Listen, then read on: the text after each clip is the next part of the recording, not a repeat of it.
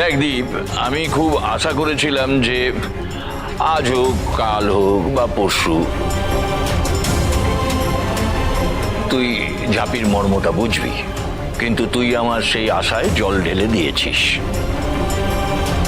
সেই কারণেই তুই যখন কিছু বলছিস না, তখন আমাকে একটা সিদ্ধান্তে পৌঁছতে হচ্ছে।